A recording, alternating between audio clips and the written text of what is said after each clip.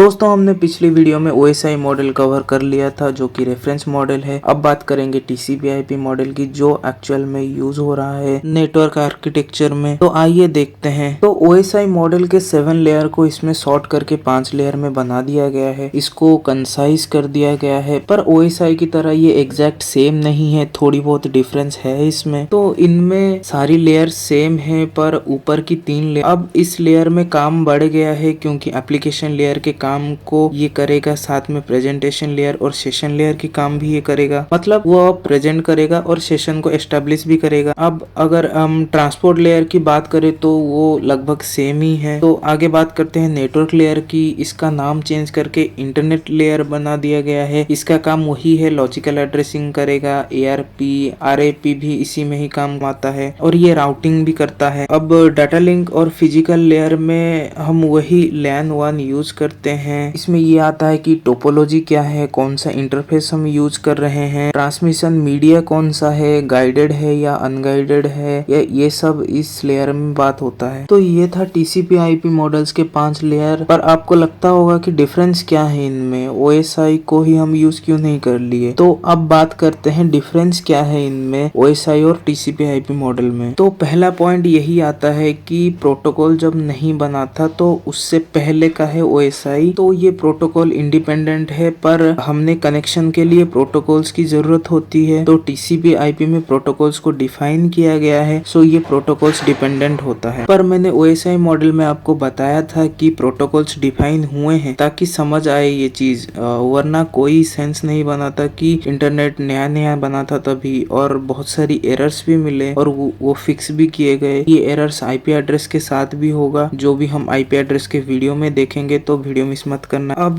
Transport layer में OSI ने guarantee provide किया है कि डाटा पैकेट्स को वो गारंटी के साथ डिलीवर करेगा, क्योंकि हमने तब TCP की बात नहीं आई थी, TCP UDP कनेक्शन लेस या ओरिएंटेड की बात नहीं आई थी। हमने ये अज्यूम करके चला था कि TCP हमको पैकेट्स की डिलीवरी में रिलायबिलिटी प्रोवाइड करेगा, पर TCP के केस में हमारे पास UDP भी आ गया। अगर रियल टाइम कम्युनिकेशन करना है तो UDP फास्ट और रिलायबल है, बस रिक्वेस्ट और रेस्पॉन्स का काम कर रहा है, पर ये गारंटी नहीं लेता है कि मैं सारे पैकेट्स को डिलीवर करूंगा। अगर डिले हो रही है, गेमिंग में फ्रेम ड्रॉप हो रहे हैं, तो पैकेट्स कहीं ना कहीं ड्रॉप हो रहे हैं, वो इंटरनेट की वजह से हो या तो फ्लो कंट्रोल भी सही नहीं हो रहा हो, पर ये गारंटी नहीं लेता है। तो इसी वजह से TCP UDP कनेक्शन लेस और कनेक्शन ओरिएंटेड दोनों को सपोर्ट करेंगे। फिर OSI वर्टिकल अप्रोच पे काम करता है, TCP/IP हॉरिजॉन्टल अप्रोच में काम करता है। अब ये दोनों है क्या, वर्टिकल अप्रोच और हॉरिजॉन्टल अप्रोच है क्या। वर्टिकल अप्रोच यानी अगर हम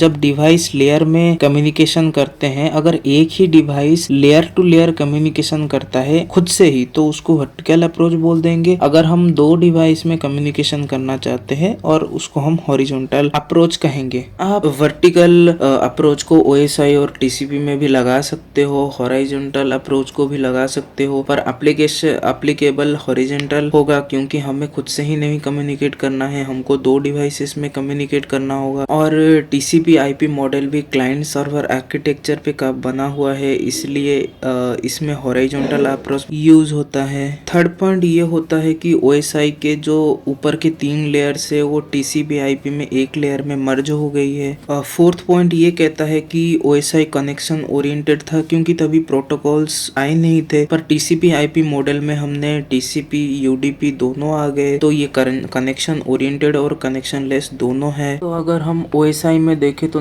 OSI का नेटवर्क लेयर बहुत कनेक्शन लेस और कनेक्शन ओरिएंटेड होता है, पर जो इंटरनेट प्रोटोकॉल IP प्रोटोकॉल है वो कनेक्शन लेस है। ये कनेक्शन लेस क्यों है, क्योंकि जब हम TCP सेशन बनाते हैं तब उसमें मल्टीपल रिक्वेस्ट भेजते, और TCP के नीचे जो भी प्रोटोकॉल IP आएगा वो कनेक्शन लेस होगा, क्योंकि जब हम पैकेट के हेडर में इंफॉर्मेशन डालते हैं तो सोर्स एड्रेस और डेस्टिनेशन एड्रेस क्या है, तो वो डेस्टिनेशन तक पहुंचने के बाद कोई हमें एक्नॉलेजमेंट प्रोवाइड नहीं करता है, कि हमको पता नहीं चलता है कि ये डिलीवर हो गया है कि नहीं, ये बस उसे उस डिवाइस तक फॉरवर्ड कर देता है। इसलिए इंटरनेट लेयर TCP/IP के लिए कनेक्शन लेस होता है, पर OSI के लिए कनेक्शन ओरिएंटेड और कनेक्शन लेस दोनों होगा, क्योंकि फिर वही बात आ गई कि OSI में प्रोटोकॉल्स हमारे लिए बने नहीं थे। हम डिफरेंशिएट करने में दिक्कत होगी कि कौन सा कनेक्शन ओरिएंटेड है या कनेक्शन लेस है। इसके बाद 7 पॉइंट में ये आता है कि OSI में हम प्रोटोकॉल नहीं लगा सकते, पर TCP/IP मॉडल में हम लगा सकते हैं। इसमें ट्रांसपोर्ट लेयर, इंटरनेट लेयर को आइडेंटिफाई कर सकते हैं कि कौन से प्रोटोकॉल आए। इसमें OSI में यही